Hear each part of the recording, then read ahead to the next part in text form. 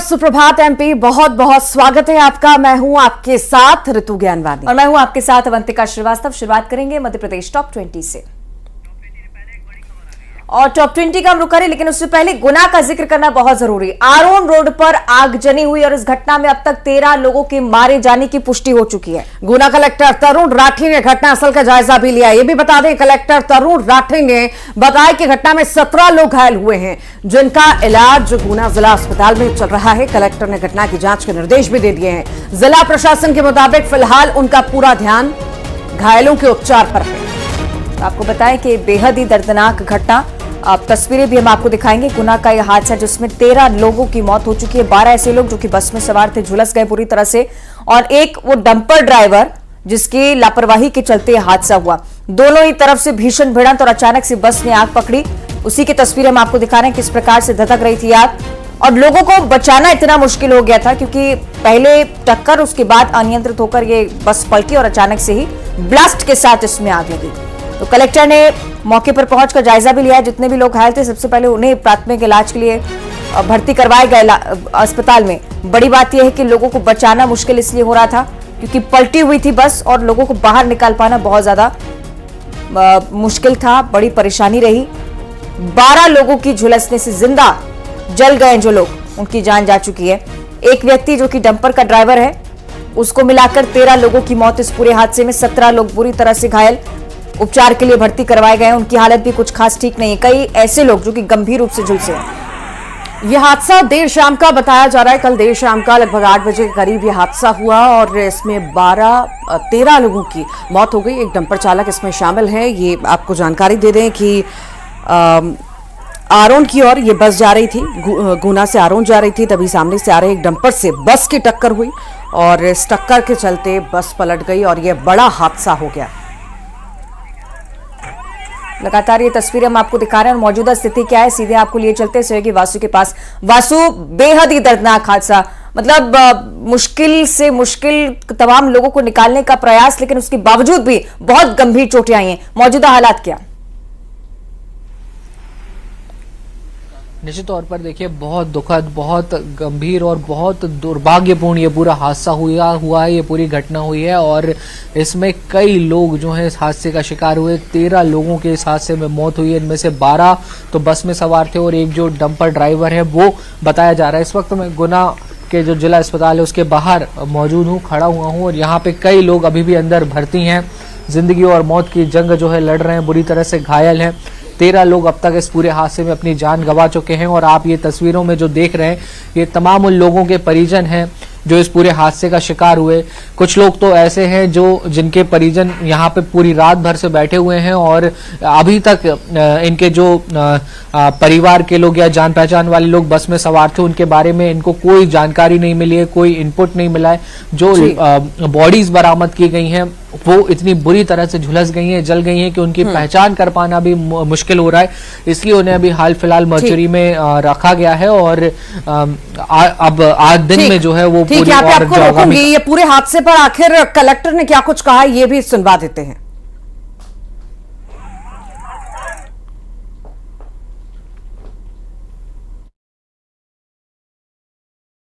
देखिए, अभी की स्थिति में 17 लोग घायल हुए हैं और सभी घायलों का उपचार जिला अस्पताल में अभी चल रहा है और सभी घायल सुरक्षित हैं और खतरे से बाहर हैं।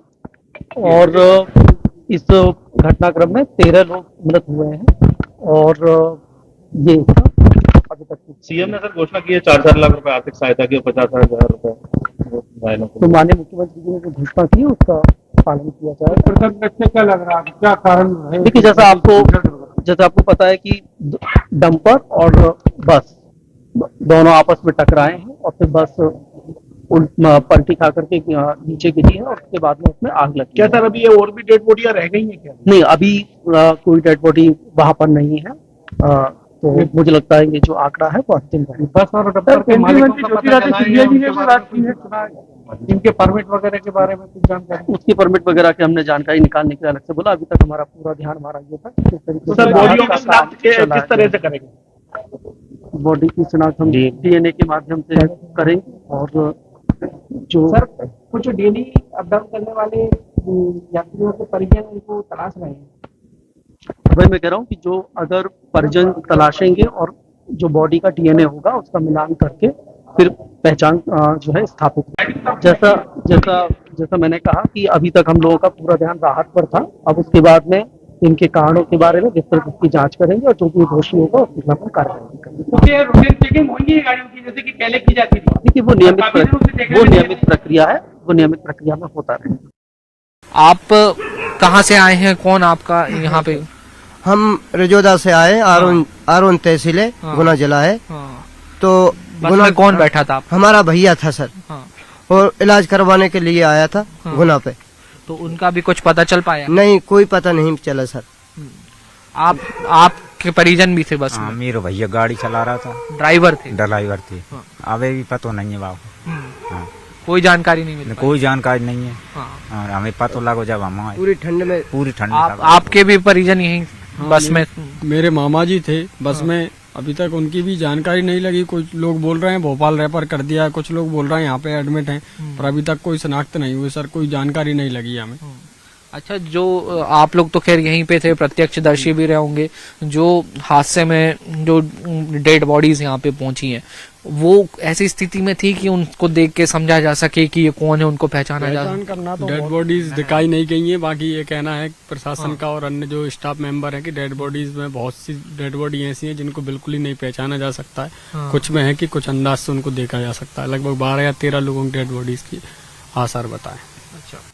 कुछ प्रशासन के जो अधिकारी पहुंचे थे यहाँ पे, उन्होंने कुछ जानकारी दी, कुछ बताया कि कब तक शिनाख्त की जा सकती है या आगामी क्या कार्रवाई होगी? आगामी कार्रवाई जो चल रही है सर बताई तो, और जो घायल लोग होते उन्हें अस्पताल भेजा। वो अभी सही सलामत है, सभी जो अस्पताल में भर्ती हैं वो सही सलामत। आपके कोई परिजन है भर्ती? हाँ, दोस्त है सर मेरा, वो सही सलामत है। ठीक है, उनका इलाज चल रहा है? इलाज चल रहा है। दादा, आपके भी कोई रिश्तेदार हैं भर्ती? सूचना मिली थी साहब, क्या एक्सीडेंट हुआ था ना, तो मैं आया था मैं देखने। गुना का रहने वाला हूँ, राठौर हूँ मैं, हालांकि ऐसी कोई बात नहीं है साहब। थोड़ा का भी जानकारी लगाना पड़ेगी। मौसी का लड़का था अपना, ये अपना आरोन के पास मेरे थे। ये हादसा बहुत भयावह रहा है और कई लोगों के लिए ये कहना गलत नहीं होगा कि जो बीती रात रही है वो बहुत बड़ी मुसीबत लेकर आई है, एक मुसीबत का सबब लेकर आई है। वीडियो जर्नलिस्ट मनीष सेंगर के साथ न्यूज 18 के लिए गुना से वासु चौरे। इधर गुना हादसे की जांच के आदेश दे दिए गए हैं। सीएम डॉक्टर मोहन यादव ने आदेश जारी किए हैं। गुना बस दुर्घटना की जांच के आदेश दिए गए हैं। घटना के सभी बिंदुओं की जांच अब कराई जाएगी। मृतकों के परिजनों को 4-4 लाख रुपए की सहायता राशि के निर्देश, घायलों को 50,000 रुपए की सहायता देने के निर्देश मुख्यमंत्री की तरफ से। सीएम के परिवहन विभाग के अधिकारियों को भी निर्देश जारी हुए हैं कि इस तरह की दुर्घटनाएं दोबारा ना हो, उसका ख्याल रखा जाए। तमाम ऐसे खुलासे इस हादसे को लेकर भी हुए हैं जो धीरे धीरे कर हो सकता है कि जांच के साथ ही पुष्टि में तब्दील हो। हादसे से भरी ये रात बीती और उसके बाद अब जांच परख शुरू होगी। लगातार सहयोगी हमारे साथ जुड़े हुए हैं वासु, उनका भी रुख कर लेते हैं। वासु, इस बारे में भी जानकारी दीजिए कि अभी जितने भी लोगों की मौत हुई है, क्या उनकी शिनाख्त हो, उनके बारे में कुछ जानकारी अभी जुटा पाई है प्रशासन की टीम? बिल्कुल, देखिए अब तक जो अपडेट है कि 13 लोग इस हादसे में खत्म हो चुके हैं। उनकी शिनाख्त हाल फिलहाल नहीं हो पाई है क्योंकि बॉडीज जो रिकवर की गई वहां से वो बुरी तरह से जल गई थी, झुलस गई थी और डैमेज थी। इसलिए अब उनको डीएनए मैचिंग के लिए ले जाया जाएगा। परिजनों से पहले बात की जाएगी, संपर्क किया जाएगा, फिर डीएनए क्रॉस चेक किए जाएंगे, उसके बाद ही शिनाख्त जो है वो की जा सकेगी। यानी कि इसके लिए एक लंबी प्रक्रिया होगी। लेकिन हमारे साथ जो मौके पर प्रत्यक्षदर्शी हैं, जब बस हादसा हुआ तो जो लोग सबसे पहले गुना से वहां पर पहुंचे और उन्होंने मदद भी की वहां पे प्रशासन की रेस्क्यू करने में, लोगों को बचाने में, संदीप दीक्षित हमारे साथ हैं। क्या वहां पे स्थिति थी जब आप लोग वहां पे पहुंचे, क्या देखा, हादसा कैसे हुआ, थोड़ा सा डिटेल में बताइए। बासु, मैं आपको बता दूं, ये जो इलाका है ये आरोन तहसील से गुना डिस्ट्रिक्ट प्लेस होता है। तो जनरली लोग मंडी आते हैं, यहाँ पर मंडी कराने के लिए। स्टेट हाईवे नंबर 23 है। लोग अपनी अपनी ट्रालियां लेके वापस जा रहे थे, तभी एकदम से सूचना आती है कि एक घटना घटित हो गई है, इसमें एक डंपर ने हिट कर दिया है बस को। तो बस जो है वो 8:30 बजे बजरंगा टोल से निकली थी, स्टेट हाईवे नंबर 23 के बजरंगा टोल से लगभग 5 से 7 किलोमीटर दूर हिट हो गई बस। तो उसमें जैसे ही डंपर ने उसको हिट किया, उसने तत्काल आग पकड़ ली। आग पकड़ने से जो बस थी उसमें स्टूडेंट्स थे, जो प्रतिदिन कोचिंग के लिए बच्चे आते हैं वो थे। एक परिवार तो अपनी जमानत करा के लौटा था, 11 लोगों पे केस दर्ज हुआ था। 6 महिलाओं को न्यायालय ने कल ही जमानत दी थी। वो 5 लोग तो उसमें से निकाल लिए गए, लेकिन एक बिटिया उसी में फंसी रह गई और वो जल गई। इतना दुर्दांत दृश्य था कि आज तक के मेरे जीवन में मैंने तो इस तरीके से नहीं देखा। काल कवलित, बिल्कुल साक्षात यमराज, बिल्कुल यमराज का रूप दिखाई दे रहा था। पूरी बस धू धू करके जल गई। गनीमत है कि प्रशासन वहां पे था, कलेक्टर तरुण राठी वहां पहुंचे, विजय खत्री एसएसपी ने पूरा मोर्चा संभाला, पूरे जिले की एम्बुलेंसें लगातार लग गईं, लाया गया। और जो परिजन घायल थे, 17 लोग लगभग घायल थे, उन घायलों को भोपाल रेफर किया गया है, जो भोपाल लायक थे। मर्चुरी में अभी 13 बॉडियां रखी हुई हैं। 12 जो बसों में झुलस गए हैं वो उन शवों को रखा गया है, और जो एक डंपर ड्राइवर जो एक्सपायर हो गया तो ऑन द स्पॉट, उसको रखा गया है वासु। तो कुछ अब ये जो परिजन हैं इनसे भी हम बात कर लेते हैं। आपके कुछ लोग थे खास? अपने आरोन के थे। अच्छा, इसलिए आप आए हुए हैं। और भी लोगों से हम, आपके परिजन कुछ हादसे के? कुछ दोस्त लोग थे अपने उसमें। हाँ। हम लोग तो यहीं थे। हाँ। कुछ हमारे मोहल्ले के थे। उनकी कंडीशन ये बताई जा रही है कि अभी पहचाने नहीं जा रहे हैं वो। उनका कोई अभी पता नहीं है। दर्दनाक तो हादसा। आप लोगों को कुछ जानकारी दी प्रशासन ने कि वो कैसे शिनाख्त करवाएंगे, क्या करवाएंगे? नहीं सर, अभी कोई जानकारी नहीं मिली है।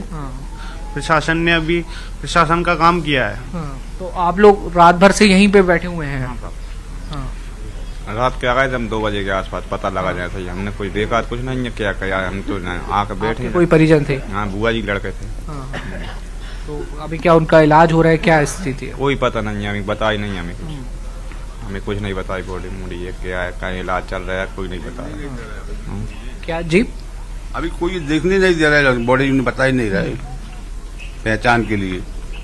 तो देखिए ये यहाँ पर अभी हालांकि स्थिति है। प्रशासन के अधिकारी भी यहाँ पर देर रात तक मौजूद थे, जो जनप्रतिनिधि हैं वो भी यहाँ पर मौजूद थे। हादसा अपने आप में बहुत बड़ा है, बहुत गंभीर है, और ये भी बताया जा रहा है कि चूंकि बस में आग लग गई, इसलिए ये जो हादसा है वो और भी ज़्यादा भयावह हो गया। जिला अस्पताल के अंदर अभी भी कुछ लोग हैं जिनका इलाज अभी जारी है, जो घायल है इस पूरे हादसे के चलते, उनका इलाज भी चल रहा है। ये भी बात निकलकर कहीं ना कहीं सामने आ रही है कि कुछ लोगों को भोपाल भी रेफर किया गया है, जो गंभीर ज्यादा जिनकी हालत थी, जिनकी स्थिति ज्यादा गंभीर थी। और बड़ी बात है, लेकिन मुझे लगता है कि मुख्यमंत्री ने तो जांच के आदेश दिए, उसके बाद जो तथ्य हैं वो सामने आएंगे। लेकिन अभी भी दबी जुबान कहीं ना कोई व्यक्ति जरूर इस बात का जिक्र करता हुआ नजर आया था कि फिटनेस चेकअप जो इस बस का था, जो मानक थे, वो कहीं ना कहीं इस पर खरा नहीं उतर रही थी। बस चेकिंग नहीं हुई थी कि क्या सही मानकों के साथ इसे चलाया जा रहा है। लाइसेंस को लेकर भी शायद सवाल थे। इस प्रकार की घटनाएं मध्य प्रदेश में आप जब जब देखते हैं तो बस में इसी प्रकार की लापरवाहियां सामने आती हैं। इस मामले में भी ऐसा कुछ? बिल्कुल, देखिए ये तमाम सारी चीज़ें जांच के पहलू हैं, जांच के बिंदु हैं। और जब हमने यहाँ पे वरिष्ठ अधिकारियों से भी बात की तो उन्होंने इस बात का जिक्र किया कि हमारी पहली जो प्राथमिकता है वो यही थी कि लोगों को सबसे पहले राहत पहुंचाई जाए। अब इन तमाम पहलुओं पर बात हो रही है क्योंकि मुख्यमंत्री ने खुद इस पूरे मामले में संज्ञान लिया है और जाँच के आदेश जो हैं वो उनकी ओर से कर दिए गए हैं। और निश्चित तौर पर अगर बस में किसी भी तरीके की कोई कागजी कार्रवाई में कमी होगी या फिटनेस नहीं होगा तो वो तमाम सारी जो कार्रवाई है वो आने वाले समय में की जाएंगी। कानून सख्ती से अपना काम करेगा। लेकिन फिर बड़ा सवाल वही उठता है कि हादसों का ही इंतजार क्यों किया जाता है? पहले ही शासन प्रशासन अलर्ट क्यों नहीं रहता? पहले ही इन तमाम चीजों की सजगता नहीं रहती, तभी तो होता है। बेलगाम ऐसी गाड़ियां दौड़ रही हैं और आए दिन हम ऐसे हादसे देखते हैं। कई सारे मासूमों की जान चली जाती है। कोई पहला हादसा तो नहीं है, पूरे साल में हमने कई सारे ऐसे हादसे देखे होंगे और कई बार मौके पर दिग्गज पहुंचे भी होंगे, जायजा भी लिया होगा और जांच के आदेश भी दे दिए गए होंगे, पर स्थिति जस की तस बनी हुई है। कब सुधरेगी, सवाल बड़ा यही है। बिल्कुल ठीक कहा आपने। देखिए 2023 का साल, कई सारे हादसे इस दौरान हुए, बस हादसे हुए, सड़क हादसे हुए, लेकिन फिर भी हालात नहीं सुधरे और यही वजह है कि जाते जाते भी 2023 एक ऐसा दर्द दे गया जिसको आने वाली कई सदियां और कई पीढ़ियां याद रखेंगी। उन परिवारों पर क्या गुजर रही होगी, इन चेहरों को देखकर आप अंदाजा लगा सकते हैं और आप समझ सकते हैं कि इनके ये जो परिजन इनसे मिलने आ रहे थे, इनके जो परिजन कहीं सफर कर रहे थे, उनका वो एक आखिरी सफर साबित हुआ या फिर यूं कहिए आपकी ऐसा दर्दनाक सफर साबित हुआ कि जिसे वो कभी भूल नहीं पाएंगे। और इन सब के पीछे की वजह होती है लापरवाही। कागज कंप्लीट हो ना हो, फिटनेस हो ना हो, ये सारी चीजें जांच का विषय है। लेकिन अगर हादसा कोई भी होता है तो उसमें कोई ना कोई लापरवाही होती है, किसी ना किसी की गलती होती है। बिल्कुल ठीक आप कह रहे हैं और मुझे लगता है कि इस सब पैरामीटर पर समझने का प्रयास प्रशासन को भी करना होगा और बेहतरी की उम्मीद ही अब कर सकते हैं। बहुत शुक्रिया आपका वासु, फिलहाल ये जानकारी साझा करने के लिए। और एक तरफ गुना के अग्निकांड का हम जिक्र कर रहे थे, इधर खंडवा का जिक्र अगर करें तो यहाँ पर जो अग्निकांड हुआ उसकी भी जांच होनी है। लापरवाह अफसरों पर गाज गिरेगी, इस प्रकार की लगातार खबरें मिल रही हैं। यहाँ पर बड़ा अग्निकांड हुआ है। संभाग आयुक्त मानसिंह ने आदेश भी जारी कर दिए हैं जांच के। हालांकि कलेक्टर को जांच के आदेश भी दिए गए हैं और लापरवाह अधिकारियों पर कार्रवाई भी होगी। फिलहाल सभी घायलों के बेहतर उपचार का प्रबंध करने के निर्देश जारी किए गए हैं। खंडवा में अग्निकांड हुआ है, ये तस्वीर भी आपको दिखा रहे हैं किस तरह से ये अग्निकांड हुआ। विकराल रूप इस आग ने ले लिया। अफसरों पर गाज गिरेगी, क्यों लापरवाही हो रही थी, आखिर किसकी परमिशन के साथ यहाँ पर संचालन हो रहा था। जिस प्रकार से बताया गया कि लगातार लापरवाही यहाँ पर बढ़ती जा रही थी। हालांकि अफसर जांचने परखने इस पूरी घटना को क्यों नहीं पहुंचते हैं, इस पर भी सवाल जैसे उठे तो कलेक्टर की तरफ से सीधे आदेश दे दिए गए कि जांच की जाएगी कि आखिर कौन इस पूरी घटना के पीछे जिम्मेदार है। क्योंकि अक्सर आपने सिलेंडर में ब्लास्ट के मामले देखे हैं और लगातार इस प्रकार की घटनाएं जब रहवासी इलाकों में होती हैं तब तमाम ऐसे सवाल। खंडवा के घासपुरा क्षेत्र के एक घर में गोडाउन बनाकर बड़ी संख्या में सिलेंडर रखे गए थे। जहां आग लगी तो एक के बाद एक 30 से अधिक जो है ब्लास्ट यहां पर हुए। काफी मशक्कत के बाद आग पर काबू पाया गया है। हालांकि आग अंदरूनी हिस्से में अब भी लगी हुई है, जिस पर पूरी तरह से काबू पाने के प्रयास जारी है। यहाँ पर लगातार नगर पालिक निगम खंडवा के अलावा जो आसपास के नगरीय निकाय हैं, ग्राम पंचायत है, वहां के फायर फाइटर और जो टैंकर्स हैं वो यहाँ तक पहुंचे हैं। आग पर काबू पाने के प्रयास किए जा रहे हैं। लगातार आपको बता दें कि जो मकान है उसके हिस्से को भी तोड़ा गया और उस हिस्से को तोड़ने के बाद पानी अंदर तक पहुंचा। अब आग पर काफी हद तक काबू पाया गया है। आप बताइए क्या कुछ घटनाक्रम था, क्या होता था यहाँ पर, क्या क्या ये है कि शहर के अंदर जो है ये बीच बाजार में गैस सिलेंडर का व्यापार हो रहा है अवैध तरीके से। ठीक है, लेकिन ये अवैध तरीके से शहर में गैस सिलेंडर का व्यापार हो रहा है। ये क्या सरकार को पता नहीं है, ये यहाँ की गवर्नमेंट को पता नहीं सर। ये है कि यहाँ के जो गैस सिलेंडर है, अगर ये वो कितने ब्लास्ट हुए, 40 ब्लास्ट हुए। कितनी देर लगी आग पर काबू पाने में, करीब कितने आग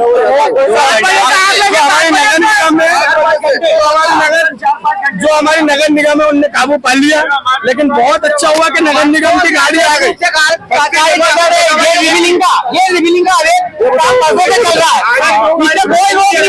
तो यहाँ पर देखिए लोगों में गुस्सा भी है और लगातार ये लोग बोल रहे हैं कि लगातार कोई कार्रवाई नहीं हो रही थी। हम यहाँ आपको बता दें कि काफी जो ये क्षेत्र है यहाँ लोग आग बुझाने के प्रयास कर रहे हैं लगातार।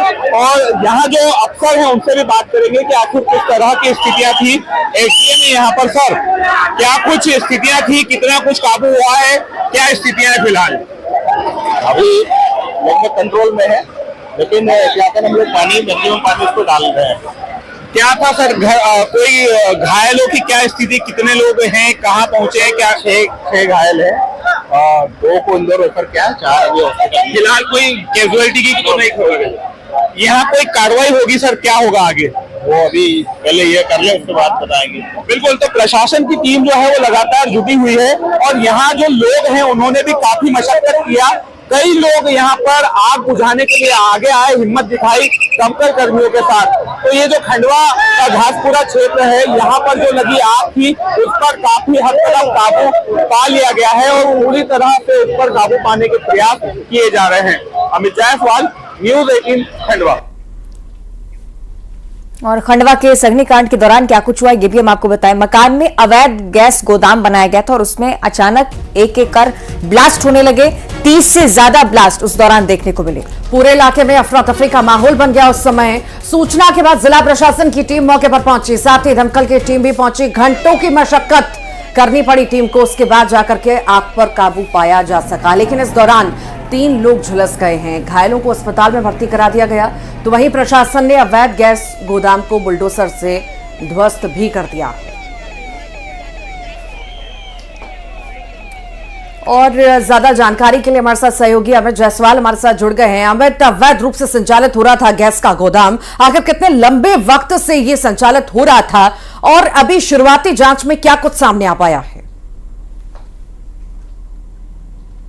रितु, सबसे पहले तो हम अपने दर्शकों को बता दें कि खंडवा की किस्मत बेहद अच्छी थी, क्योंकि घर में अगर एक सिलेंडर ब्लास्ट होता है तो पूरा घर उड़ जाता है। यहाँ एक के बाद एक 30 ब्लास्ट हुए और आसपास करीब 300 घर थे जो रहवासी क्षेत्र है, वहां ये पूरा घटनाक्रम हुआ। लेकिन किस्मत अच्छी थी कि कोई बड़ी जनहानि नहीं हुई। हालांकि 7 लोग घायल हुए हैं, जिनमें से राजेश उर्फ राजा जो ये काम करता था, जिसका ये घर था, जिसने अपने घर को अवैध रूप से सिलेंडर रखने का गोदाम बना रखा था, उसकी पत्नी और उसका बच्चा भी घायलों में शामिल है। जो 2 गंभीर घायल है उनको इंदौर रेफर किया गया है और अब इस पूरे मामले की जांच पड़ताल की बात प्रशासन कह रहा है। प्रशासन का कहना है कि पहले आग बुझाने पर फोकस था, वहां की स्थितियों पर नियंत्रण करने पर फोकस था, इसके बाद आगे की कार्रवाई करेंगे। लेकिन जब हमने मौके पर बात की लोगों से, जो पड़ोसी है, जो क्षेत्रवासी, उनसे बात की, उनका ये कहना है कि ये काफी लंबे समय से काम किया जा रहा था। जो राजेश उर्फ राजा है वो बताया जा रहा है कि हॉकर है जो सिलेंडर वितरण का काम करता है। लेकिन ये भी जानकारी सामने आई है कि वो अपने घर में बड़ी संख्या में सिलेंडर जमा रखता था। ये जब घटनाक्रम हुआ उस समय भी 100 से अधिक सिलेंडर जो है वहां पर और गंभीर लापरवाही। अमित, बहुत जरूरी कि इस बारे में जांच और प्रशासनिक अधिकारियों पर भी कार्रवाई हो। बहुत शुक्रिया आपका फिलहाल ये जानकारी साझा करने के लिए। तो खंडवा की खबर हम आपके साथ साझा कर रहे थे। अब राजनीतिक खबरों की ओर बढ़ते हैं, जहां बीजेपी की आज एक बड़ी बैठक होने जा रही है। आज के बैठकों को लेकर ये जानकारी कि सभी मोर्चों के अध्यक्षों को बुलाया गया है। बैठक में लोकसभा चुनाव की तैयारियों पर चर्चा होगी। इसके अलावा विधानसभा में हारे हुए प्रत्याशियों की भी बैठक होगी। बैठक में बीजेपी प्रदेश अध्यक्ष वीडी शर्मा शामिल होंगे। तो आज बड़ी बैठक बीजेपी की होने वाली है। मोर्चा प्रकोष्ठों की यह बैठक होगी। लोकसभा चुनाव की तैयारियों पर मंथन होगा इस बैठक में।